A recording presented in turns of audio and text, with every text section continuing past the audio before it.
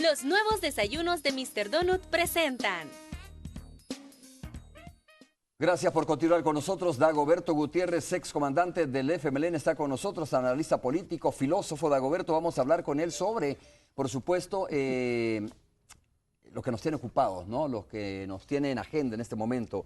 El asesinato de Monseñor Óscar Arnulfo Romero, el acto de beatificación de Monseñor Óscar Arnulfo Romero. Le decía fuera de la pausa comercial a Dagoberto Gutiérrez que a mí me gustaría encabezar un análisis sobre mitos y realidades sobre Monseñor Romero, ¿no? Porque hay muchos discursos, declaraciones sobre realmente cómo fue asesinado Monseñor Romero, quiénes son los responsables y de hecho, cuál es el impacto que tuvo el asesinato de Monseñor Romero. Ahora estamos culminando, de alguna manera, digamos, con la beatificación de esta figura que ha sido tan importante, tan enigmática y tan esperanzadora, digamos, para muchos sectores de la sociedad salvadoreña. Dagoberto, muchas gracias por estar con nosotros. Un abrazo para todos. Dago, a ver, si lo comenzamos de esta manera, ¿cuáles son las verdades desde tu conocimiento, desde lo que tú sabes, y cuáles son los mitos realmente sobre el asesinato de Monseñor Romero? Y más adelante hablamos sobre la beatificación como tal, ¿no? Y lo que significa esto para la población, para la feligresía salvadoreña, para la Iglesia Católica salvadoreña, y también qué significa esto para el Vaticano. ¿Cómo no? ¿Cómo no? El mito es una construcción ideológica poderosa y son los poderosos los que construyen los mitos. Por ejemplo, ustedes han escuchado de Robin Hood. Robin Hood fue un mito construido en los momentos en que en Inglaterra se luchaba contra el rey Juan sin Tierra, que había usurpado el poder de su hermano Ricardo Corazón de León cuando él andaba en las cruzadas. Los opositores a Juan crearon un mito popular que se movía en los bosques y repartía la riqueza en manos de los pobres. Es una figura de mito. En el caso de figuras históricas como Monseñor Romero, también pasa por ese proceso de mitificación. Por ejemplo, ¿quién disparó? Sobre eso hay mito. Y hay versiones distintas. Y hay distintas versiones, distintas historias. Se trata de que la gente no ponga atención en lo que hay que poner atención. Es decir, el papel histórico de Monseñor Romero. Y aquí ya nos salimos de la mitología y entramos al terreno de la realidad histórica, su papel histórico. 2, su calidad de pensador y de pastor. Y tercero, un hombre incomparable, que no se enamoró del poder, sino que supo que el poder es un instrumento, puede ser un instrumento. Ok, pero conoció el poder también. Él conoció el poder, pero no se dejó comprar por el poder. Esa ya es la realidad histórica. También es parte de la realidad histórica el accidente histórico que hubo en Monseñor Romero. Porque los que lo nombraron en el Vaticano y los que celebraron su nombramiento aquí, creían saber que siendo Monseñor un hombre conservador, una persona humilde, sencilla, iba a ser manipulable, iba a ser comprable. Y se equivocaron totalmente. Y entonces Monseñor históricamente se escapó de las manos de los que se soñaban titiriteros. Y se encontraron con alguien con un pensamiento profundo, extenso. Alguien que no era comprable. Y entonces, en la misma cúpula del clero católico se construyó la resistencia más fuerte y temible contra Monseñor. ¿Ves? Esa es la realidad histórica. En el Vaticano también. El Papa de ese momento, que era un ferviente anticomunista, se dio cuenta que aunque Monseñor Romero no era comunista, tampoco era anticomunista. ¿Ves? Dejó de apoyarlo. Por eso es que Monseñor supo siempre que su único camino y su única posibilidad era el pueblo.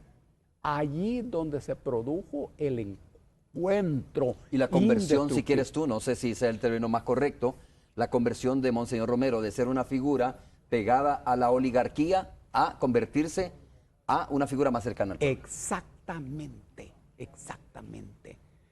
Porque esta es una pregunta histórica. ¿Y de dónde salió Monseñor Romero? ¿Quién hizo a Monseñor Romero? ¿De dónde vino Monseñor Romero? Una persona universal. Y él salió de nosotros. Es uno de nosotros. ¿Y quién lo hizo? Nosotros. Es decir, el pueblo. Este pueblo maravilloso. Monseñor Romero no es obra de la Iglesia Católica. No, mira qué drama. Ni expresa ni representa a la Iglesia Católica. Mira qué drama. ¿La Iglesia Católica o la Iglesia Católica tradicional? Sí, estoy hablando de eso, de la Iglesia Católica muy tradicional. Es correcta esa precisión. No expresa eso, sino Monseñor Romero expresa al pueblo cristiano, ojo, de todas las iglesias, no solo de la Iglesia Católica. ¿Quién hizo a Monseñor Romero? El pueblo que sufre, el pueblo que es asesinado, el pueblo que llora, el pueblo que necesita consuelo. De ahí nació Monseñor Romero. No nació de las cuatro paredes de los templos. Por eso es que Monseñor Romero desbordó y desborda las paredes clericales. Y su pensamiento profundo y poderoso también no tiene nido. Dagoberto, ¿dónde estaban los enemigos de Monseñor Romero? A ver, te pregunto esto porque también es importante debatir, ¿no? ¿Estaban dentro de la misma iglesia? ¿Estaban fuera de la misma iglesia? Sí. Ya tú mencionas, lógicamente, que el Papa en ese momento, el Papa en turno en ese momento, no era Monseñor Romero de su agrado, porque no era una persona, no era comunista, pero tampoco era anticomunista, como tú dices, ¿no? Exactamente. Ya estabas hablando sobre eso, pero aquí en el país, ¿quiénes eran los enemigos más allá de los poderes fácticos? ¿Tenía enemigos al interior de la Iglesia Católica o no? Pregunta maravillosa. Monseñor Romero decía, no basta con ser bueno. No basta con ser bueno. Al contrario, si vos sos bueno, pues prepárate que vas a tener enemigos mortales. ¿Y a dónde estaban los enemigos de Monseñor Romero? Habían enemigos cercanos en la misma curia católica, los más cercanos, los que están pegados a vos. Pero habían enemigos del reino, los del Vaticano. 3. Pero habían enemigos de clase, que es la oligarquía salvadoreña, que siempre había tenido en la iglesia el aliado permanente, la ideología salvadora. Pero en el caso de Monseñor Romero, se rompió eso. Y entonces, 3 lanzas en contra de Monseñor Romero. La oligarquía poderosa, que sigue mandando en el país, alimentado por las nuevas oligarquías. La cúpula del clero y la cúpula del Vaticano. Entonces, ¿y quién estaba con Monseñor? Estaba con Monseñor aquellos con los cuales Monseñor estaba. Sí, correcto, el pueblo, de alguna manera, ¿no? El pueblo. Y esto es lo que explica justamente la alianza indeclinable, invencible, el encuentro entre Monseñor Romero y su pueblo. Este es el punto. Miren cómo históricamente se produce esa fusión entre un hombre de fe y un pueblo de fe. Un hombre que clama justicia y un pueblo que necesita justicia. Cuando eso ocurre, cuando esa fusión ocurre, ya estábamos ante un milagro histórico. Y aquellos que ordenaron el asesinato de Monseñor cometieron un asesinato político. Mataron a un luchador, creyendo silenciar una voz permanente e inagotable, que sigue hablando, sigue sonando y sigue siendo escuchada. Como nunca antes, por favor, nosotros necesitamos estudiar el pensamiento de Monseñor Romero. conocerlo y divulgarlo. No olvidar eso. Dagoberto, tú sabes que del mismo Vaticano han salido ahora declaraciones bien importantes, ¿no? Porque lo que tú estás mencionando también se traslada de alguna manera, digamos, en grande al Vaticano. Por un lado, aquí la llegada de Monseñor Romero como arzobispo de San Salvador rompe la tradicional iglesia pegada al poder. Sí. En el Vaticano parece estar pasando algo similar ahora con la llegada del Papa Francisco, Claro. que se rompen los patrones, digo, ¿no?, establecidos en el Vaticano y llega un Papa de alguna manera que hace una iglesia distinta, ¿ya? Es parecido el ejemplo. Un abrazo al Papa Francisco. Muy bien, Bergoglio. Se trata de eso, de ser piedra de escándalo, piedra de escándalo. Y es que el Papa Francisco es eso, piedra de escándalo. Acaba de reconocer al Estado palestino. Y acaba de decir que Abbas es el ángel de la paz, levantando la ola de indignación de la cúpula del Estado israelita. De eso se trata. De eso se trata. Y te iba a preguntar, entonces llega este nuevo Papa y comienza el proceso de beatificación de Monseñor Romero, se declara beato y se escucha desde el Vaticano declaraciones como hubo gente de la iglesia salvadoreña que vino aquí a pedir que no se beatificara a Monseñor Romero. Esa gente está ahora inmersa en este proceso de beatificación. No quiero decir que todo, pero supongo yo que continúan vigentes esas personas que en su momento fueron al Vaticano a pedir que no se beatificara a Monseñor Romero. Claro, claro. Entre la beatificación de Monseñor Romero y el acceso al papado de Francisco hay una íntima relación. Si el Papa no fuera Francisco, eso ahí estuviera en medio de un montón de papeles. Es que entre Francisco y Monseñor Romero hay un encuentro histórico. Así son las cosas. Y Monseñor Romero tenía los días contados.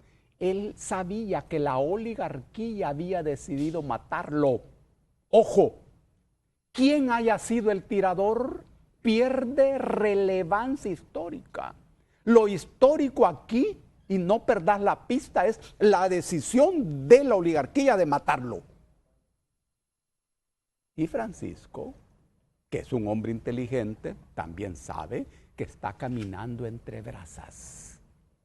Así es la historia. Produce sus propios personajes y tenía que ser alguien latinoamericano el que llegara a sacudir esas viejas estructuras. Sí, claro. Alguien latinoamericano. ¿Y por qué enfatizo esto? Porque este es un continente lleno de lágrimas, lleno de dolor, lleno de incertidumbre. Dago, mitos y realidades. Lo escuchamos hace poco en una entrevista que le hice al padre Jesús Delgado, lo dijo muy abiertamente. También la izquierda en su momento dijo, amenazó a Monseñor Romero. Sí. Allá hay mitología. Es que Monseñor Romero era un hombre que se salió de los moldes tradicionales de la Iglesia Católica tradicional. Y él dejó de expresar esa manera tradicional de entender el mundo y de moverse en el mundo. ¿Y Monseñor Romero tenía una relación con las organizaciones populares? Sí. ¿Él entendía la rebelión? Sí, cómo no. ¿Él apoyaba la violencia? No, claro que no.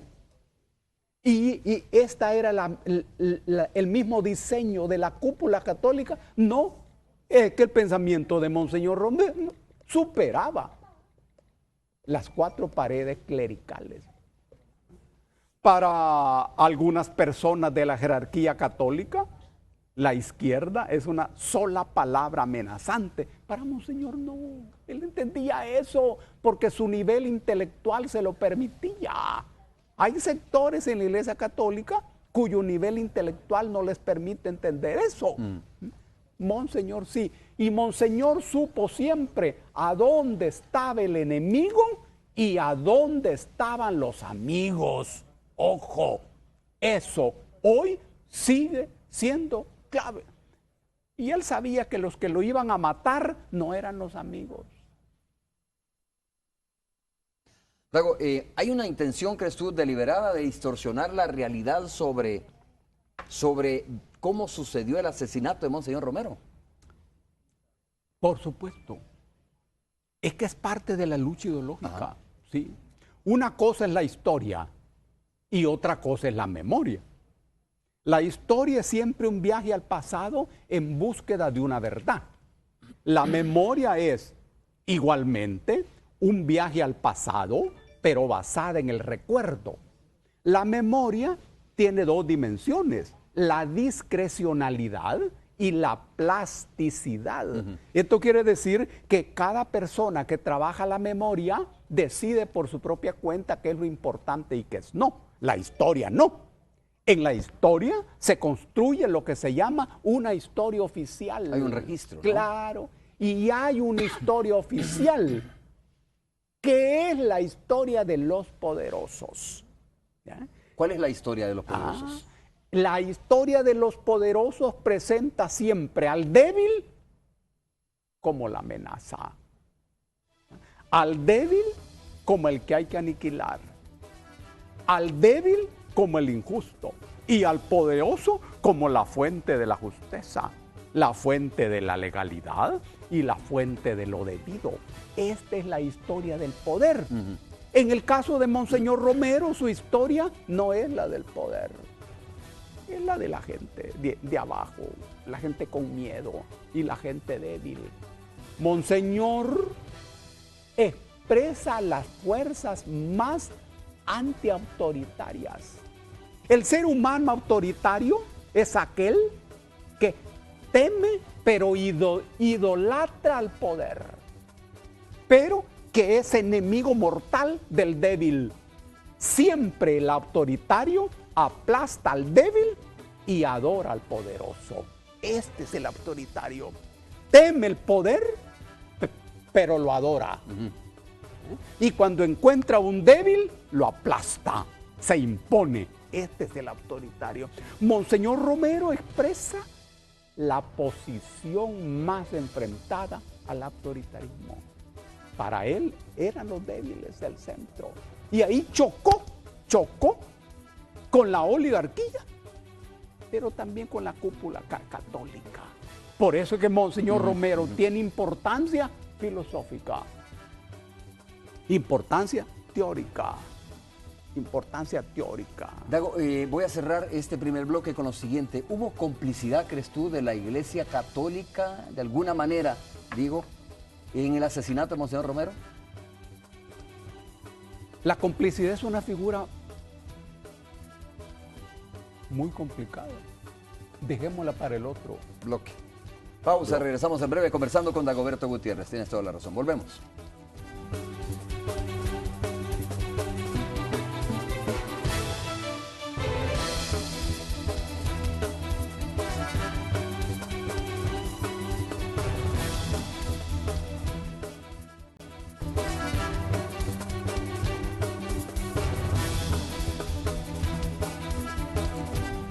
Gracias por los comentarios. Bueno, una cantidad de comentarios, entre ellos una persona me pregunta, ya vamos a dejarlo para más adelante, me pregunta o me dice que le pregunte a Dagoberto dónde estaba en el momento del asesinato de Monseñor Romero y cuál fue su reacción a esto. Pero antes, Dagoberto, antes de esas cuestiones que son, digamos, más íntimas, ¿no?, de tu actuar en ese momento, dejamos pendiente la pregunta de que si de alguna manera algunos jerarcas católicos en nuestro país pudieron haber sido cómplices o a lo mejor no apáticos al asesinato de Monseñor Romero o a su planificación misma.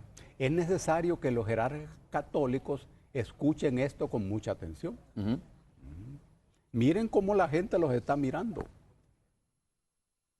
Oigan cómo la gente los está oyendo. Porque ustedes no siempre hacen lo que Monseñor Romero decía. La iglesia pobre. Esta es una publicación maravillosa sobre el pensamiento de Monseñor Romero. Dice, ahora la iglesia no se apoya en ningún poder, en ningún dinero. Hoy la iglesia es pobre. Hoy la iglesia sabe que los poderosos la rechazan. pero que la aman los que sienten en Dios su confianza. Esta es la iglesia que yo quiero. Una iglesia que no cuente con los privilegios y las valías de las cosas de la tierra. Una iglesia desligada de las cosas terrenas para poder juzgar con más libertad desde su perspectiva del evangelio, desde su pobreza. Sin ataduras. Sin ataduras, sin compromisos con los poderosos. Ahora, este mensaje y esta posición de Monseñor Romero chocaba con la posición de las alturas de la iglesia y sigue chocando.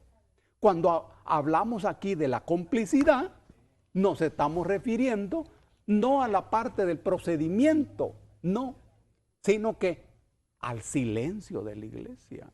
Es que uno esperaba y sigue esperando que la cúpula de la iglesia retumbe pidiendo justicia en el caso de Monseñor Romero.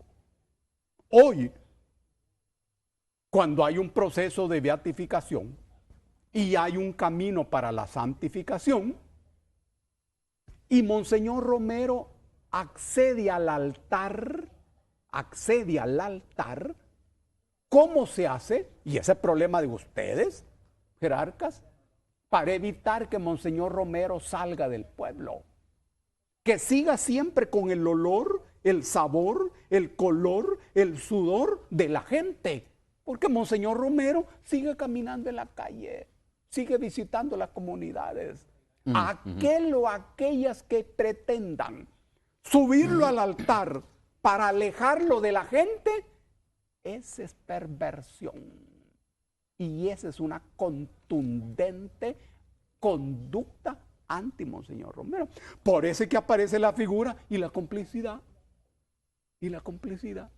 Hubieron algunos que se alegraron. Hubieron algunos que pensaron que había recibido su merecido. ¿Dentro de la jerarquía católica estás hablando? Sí, sí. Y tenemos derecho a pensar así. Es delicado, es delicado. Ustedes, señores, jerarcas de la Iglesia Católica, tienen aquí el camino. No tienen por qué equivocarse. Esa iglesia que describe Monseñor Romero, te refieres a eso, ¿no? Que es bien interesante, dice, una iglesia que no dependa de los poderes fácticos, que no tenga amarres con los poderes del país. Claro, esto es lo que él pedía. Oí lo que dice, iglesia perseguida. Hermanos, no nos debe de extrañar cuando se habla de iglesia perseguida.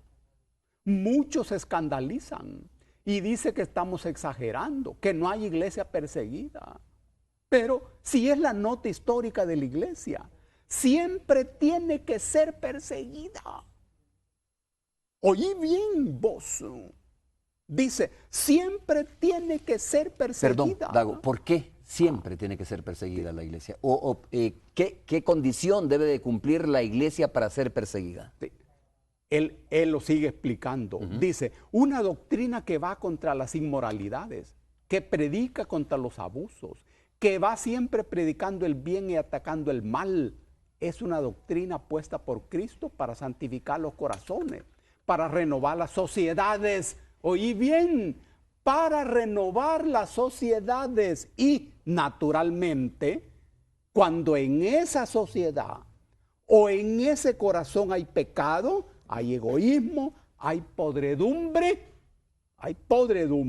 hay avaricia, pues entonces el pecado salta como la culebra cuando tratan de apelmazarla. Y persigue al que trata de perseguir el mal y el pecado. Por eso, cuando la iglesia es perseguida, es señal de que está cumpliendo su misión. ¿Alguien se equivoca con este texto? No, clarísimo. Ustedes pueden seguir este camino. Atrévanse. ¿Qué tan lejos está, Dagoberto, la actual iglesia con ese pensamiento, con esa descripción que hace Monseñor Romero? Ojalá que no estén muy lejos. Da la impresión que no están cerca. pero ojalá que no estén muy lejos.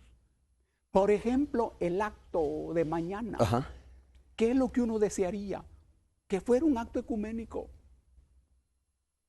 Porque eso coincide con la grandeza de Monseñor Romero.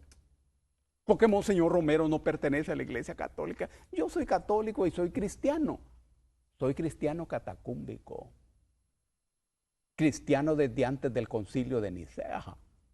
De eso soy yo, de los clandestinos. Después del concilio es otra historia. Eso es otra historia. Ajá. El Concilio de Nicea mató el cristianismo y estableció la cristiandad.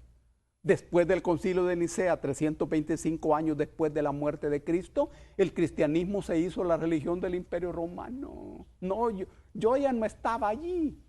No. Yo estaba luchando contra eso justamente, en Bulgaria, en todo eso. De esos cristianos catacúmbicos soy yo. Por eso es que estoy hablando de esto y discúlpeme, señores jerarcas, pero como a mí me interesa, como yo soy cristiano catacúmbico.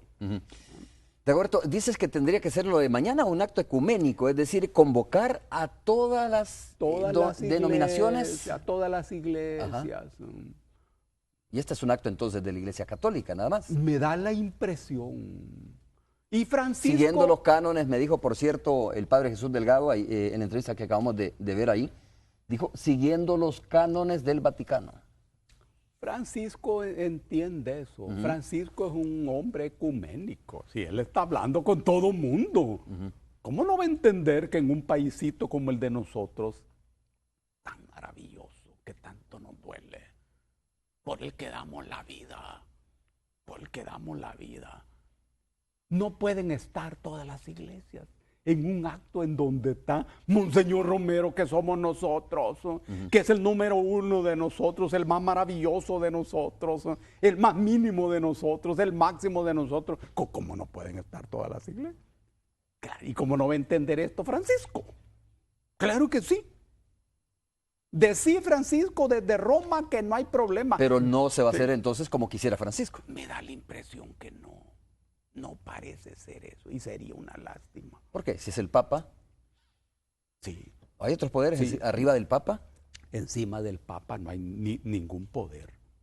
Ustedes, señores, confíen en que Francisco entenderá. Así quisiera uno.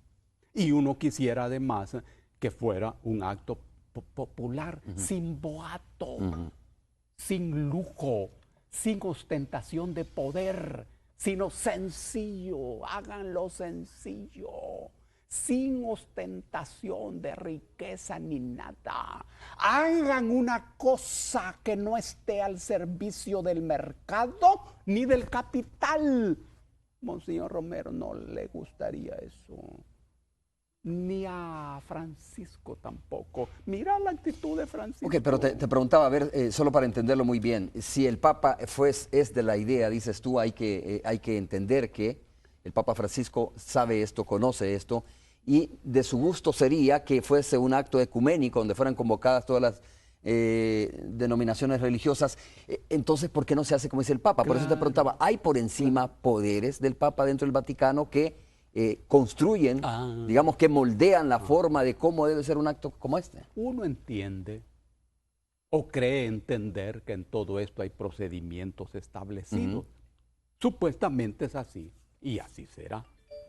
Pero a lo que yo me estoy refiriendo es que por encima de los procedimientos están las realidades históricas y que no me cabe duda que Francisco entendería cualquier modificación, pero ustedes háganla.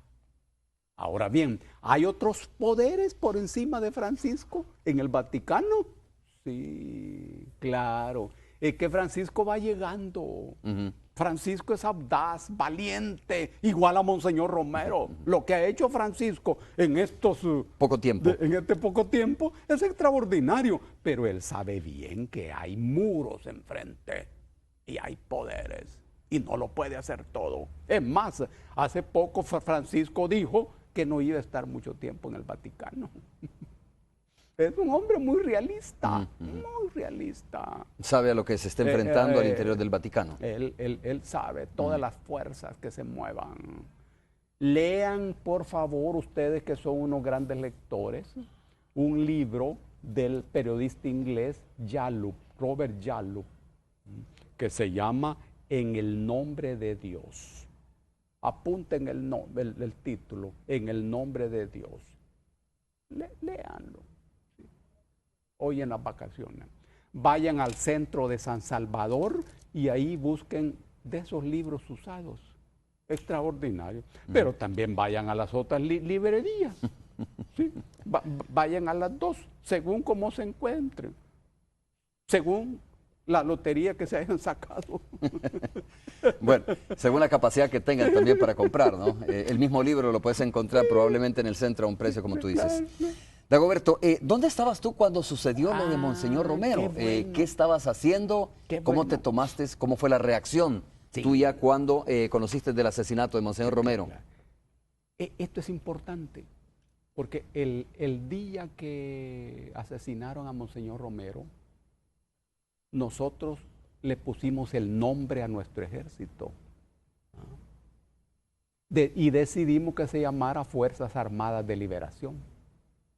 En esa votación acabamos de terminar cuando se oyó la noticia de la muerte de Monseñor Romero. Diré que no nos sorprendió. Todo era en medio de guerra. Nosotros estábamos en medio de una nominación a nuestro ejército guerrillero, que ahí estaba, actuando, pero no tenía nombre. Le pusimos nombre. Ese día matan a Monseñor Romero. Es decir, la muerte de Monseñor Romero se produce en una situación de guerra. La guerra que se desarrollaba era la guerra civil. Ahora, ¿y por qué nos sorprendió plenamente? Porque sabíamos que era la oligarquía la que había tomado esa decisión. ¿Había alguna razón? Sí. Perdona que te pregunte esto, porque voy a insistir sobre esto por los comentarios. ¿Había alguna razón por la cual el FMLN podía haber pensado asesinar a Monseñor Romero? Ninguna razón, no. Por supuesto que no. Esa decisión desbordó los marcos de decisión y solo podía venir de un poder, el poder más poderoso en ese momento. Nada más de ahí. Inquebrantable. Que cuando oyeron que Monseñor Romero dijo en su última homilía, en nombre de Dios les pido, les suplico, les ordeno, cesen la represión. Cuando escucharon esta figura, ellos dijeron, esa es desobediencia civil. Hay que silenciar esa voz. Es parecido a lo que ocurrió en tiempos de Jesucristo, cuando Jesucristo dijo, todos somos hijos de Dios. Esto, Quiso decir iguales. claro, esto era subversión y chocó con el pensamiento de los fariseos, del Sanedrín, que eran los abogados, los conocedores de la ley, que sabían de que Dios estaba cerca del que conocía la ley. ¿Cómo no? Y viene Jesucristo a decir que no, que todos éramos hijos de Dios. Ve qué belleza. En ese momento decidieron matarlo y la maquinaria de muerte empezó a funcionar. Igual aquí, cuando Monseñor Romero dijo eso, la maquinaria de muerte empezó a funcionar rápidamente. Jesucristo enfrentó los poderes fácticos en ese momento también, ¿no? Totalmente. Maravilloso. Oye, Dago, lean la Biblia, por favor. Quiero terminar un poco el tema este. ¿Estaba físicamente dónde tú cuando sucede el hecho? Aquí en San Salvador. Aquí en San Salvador, en la clandestinidad, lógicamente. En plena clandestinidad. Uno ha vivido en la clandestinidad casi 20 años. 20 años. Les diré que es necesario que cada quien aprenda a vivir en la clandestinidad, porque solamente así se conoce al ser humano tal cual es.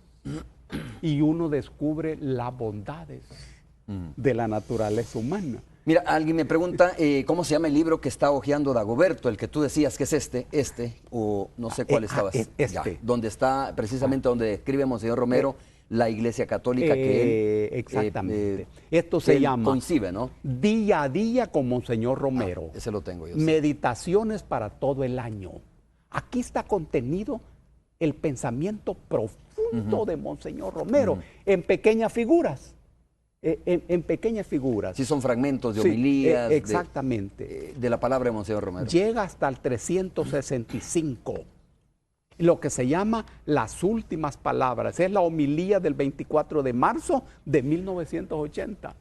Es un libro maravilloso, pero su pensamiento está contenido en todas sus homilías, en esta publicación. Por favor, por favor. Ok, Dagoberto, hacemos la pausa comercial, Vaya. regresamos para continuar analizando la vida y el pensamiento de Monseñor Romero. Romero, sí. Volvemos.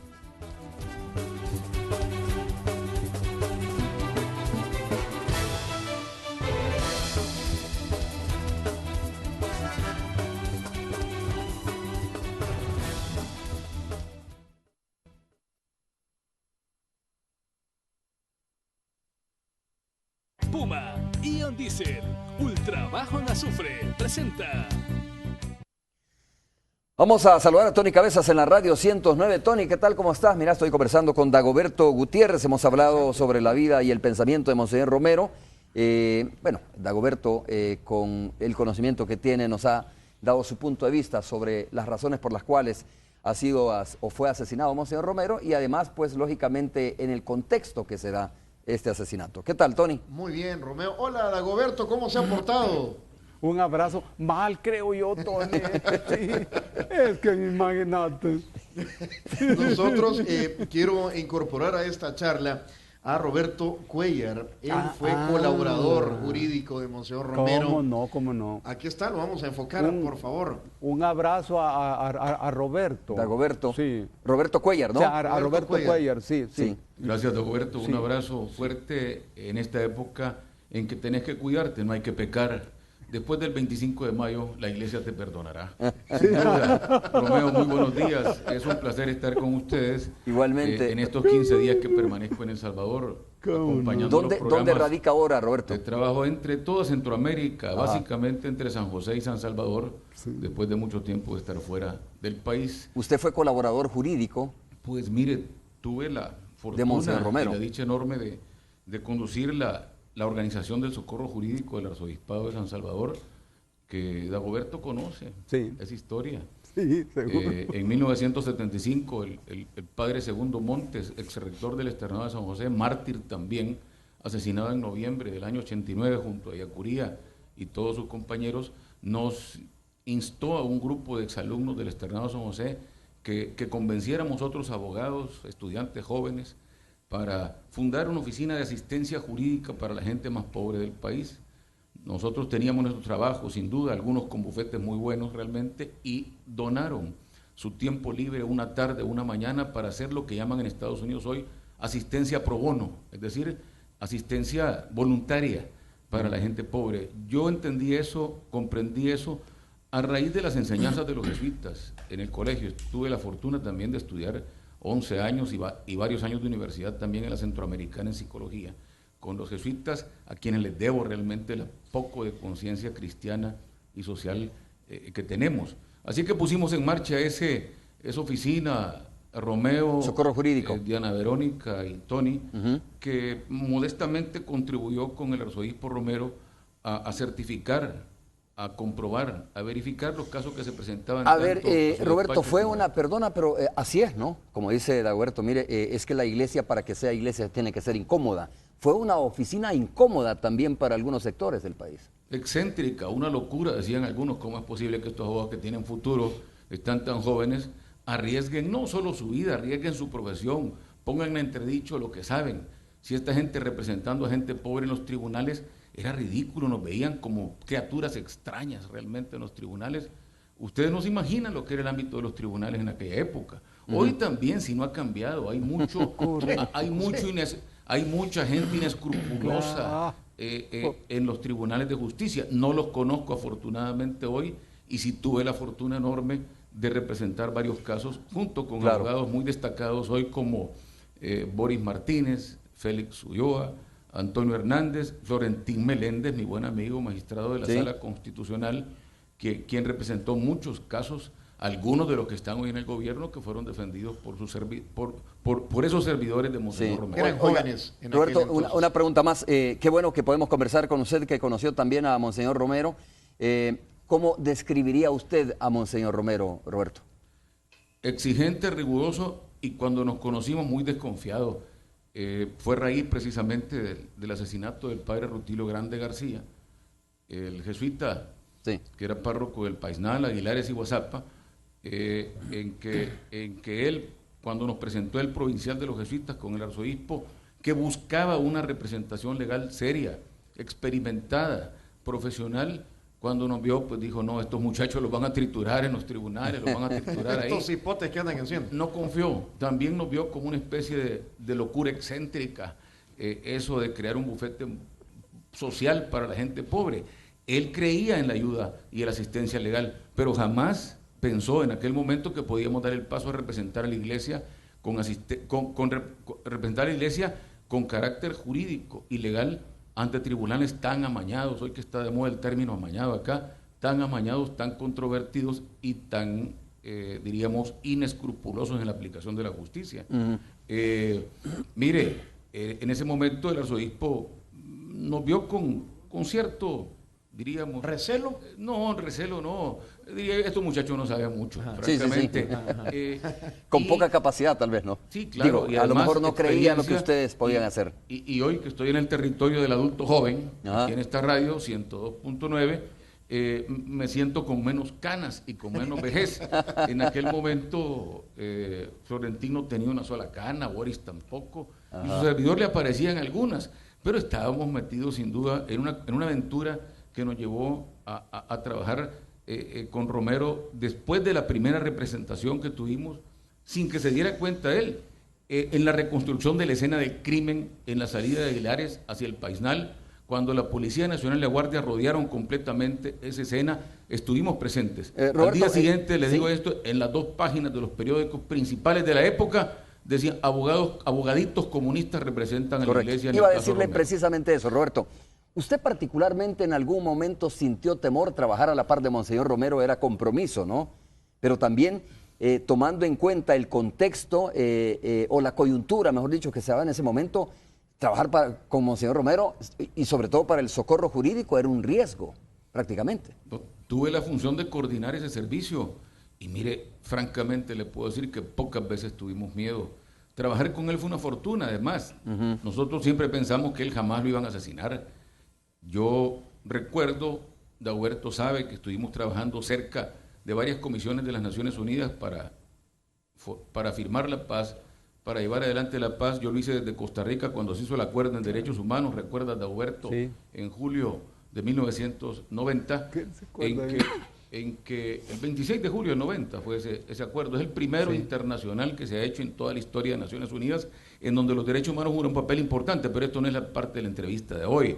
Ya mi hermanito, que se porta mal aquí en asuntos de derechos Benjamín humanos, Cuellar. Benjamín Cuellar, Un ya saludo le habrá para él. comentado a él también. Pero bueno, ese momento, realmente, le digo, un funcionario de Naciones Unidas me dijo, se necesitan hígados amargos, hígados agrios, para asesinar, para cometer, me dijo él, un magnicidio. Es decir, el poder eclesiástico del arzobispo era, como en todos los países de América, una especie de cardenalato, arzobispado. Se necesitan hígados para asesinar al arzobispo en el altar celebrando su misa. Qué tremendo tu país, me dijo realmente. Sí, claro. Bueno, Tony. Les invito a que terminando los televidentes esta interesante entrevista con Dagoberto Sí. se vengan para 102.9 en el radio. Nos Tony, mira, sintonicen. tenemos todavía unos minutitos. Sí. Alguien le preguntaba a Dagoberto dónde estaba en el momento que sucedió el asesinato de Monseñor Romero. Siguiendo con tu propia encuesta, Romeo me dice dónde estabas tú y qué hacías y cómo reaccionaste. Yo era un niño campesino, es decir, nací en el campo y recuerdo que mi padre encendió la radio y comenzó a escucharse en la radio, que era más o menos la voz oficial, ¿no?, del arzobispado en su momento, que no recuerdo el nombre ahora mismo. YSAX. YSAX, exactamente. YSAX. Pues En entonces, AM. recuerdo que comencé a escuchar todas las reacciones y declaraciones del magnicidio, del asesinato de Monseñor Romero, pero lógicamente digo, era apenas un niño de origen campesino en ese Yo no momento. quiero cerrar este contacto tan sabroso en cuanto a información y anécdotas. Dagoberto, ayer nos hacíamos una pregunta. ¿La figura de Monseñor Romero nos une o nos desune a los salvadoreños hoy por hoy? Qué buena pregunta. Porque Monseñor Romero es división. Monseñor Romero es odiado. Monseñor Romero es temido. Pero al mismo tiempo que es división, une. Al mismo tiempo que es odiado, es amado. Al mismo tiempo que es temido, también es seguido, es continuado. Odiado por uno, amados por otro. Porque los tres salvadoreños universales no tienen unanimidad en la sociedad salvadoreña. Es porque nosotros no somos nación, apenas somos país. Esta es la razón histórica. Y Monseñor Romero lo sabía, él era un pensador muy profundo,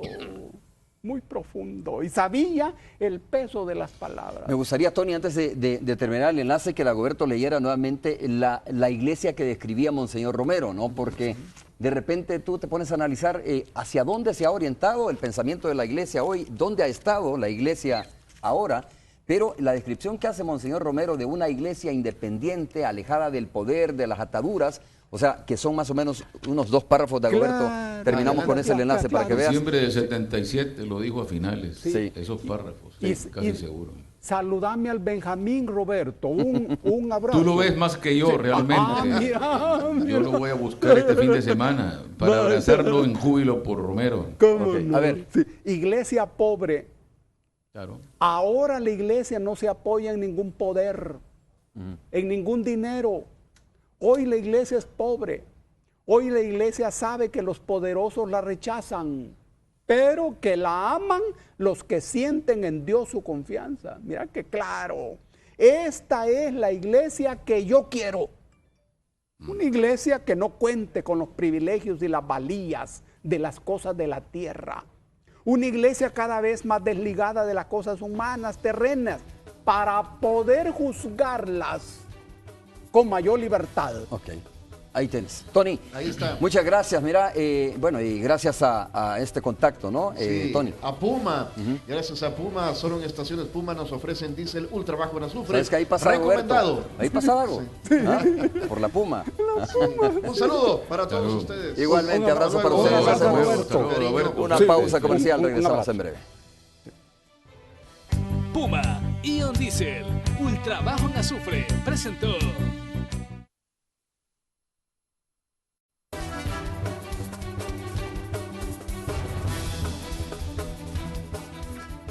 Saludos para Miguel Lazo, que dice lo siguiente. Romeo Lemus AM dice: excelente tema y análisis de este día. Es un gusto escuchar tus impresiones y las de Dagoberto Gutiérrez. Así que muchas gracias, Dagoberto. Vamos a cerrar con una reflexión, ¿te parece? Haciendo referencia nuevamente que mañana es un día histórico. Vamos a tener el primer beato, ¿no? Y es un acto en donde, como tú dices, tal vez no está convocado, no va a ser un acto ecuménico, pero igual sigue siendo un acto muy importante para la población salvadoreña, Sí. sobre todo para los seguidores de Monseñor Romero, creo. Esto que dijo Monseñor Romero es muy corto. Dice, no se extrañen que la iglesia apoye lo justo, lo bueno, aunque se encuentren organizaciones que se llaman clandestinas. Porque si lo que buscan es justo, es reino de Dios. Es una belleza de pensamiento. Un abrazo a todos los cristianos y por favor, el día de mañana todos lleven una flor para Monseñor Romero. Córtenla de su jardín. Monseñor Romero era sencillo. Y que la pueden depositar probablemente al final del acto, Y ahí en el Divino Salvador del allí Mundo. en ¿no? el Divino Salvador del Mundo. No se les olvide, por favor, cada quien con una flor para Monseñor Romero. ¿Lo verás desde tu casa? Sí, Sí. Y me voy a Y acercar. ¿sabes qué? Te doy una recomendación. Velo a través de Canal 12. Vamos a estar transmitiendo Mañana, exactamente todo lo mañana, que sí. suceda desde Sí. las 5 de la mañana. Vamos a estar transmitiendo eso. Tenemos, les voy a decir, un lugar privilegiado porque así lo buscamos, no es porque lo hayan dado, sino que Correcto. porque este Sí. es un hecho de mucha magnitud para los salvadoreños. Queremos también darle esa grandeza, ¿no? Y tenemos un lugar muy, muy privilegiado, digo, no porque nos hayan ayudado, sino porque lo buscamos para darle Correcto. un mejor escenario, un mejor panorama de la beatificación. Y escuchen a este niño campesino. gracias. Cuando mataron a Monseñor Romero. Muchas gracias. Dagoberto, gracias a ustedes. Llegamos al final. Nos vemos, por supuesto, mañana. Tal como ya lo dijimos, la convocatoria es desde muy temprano para que esté en sintonía de Canal 2. Es todo. Buenos días. Mira. Bonito. Así que vos eres un... Los nuevos desayunos de Mr. Donut presentó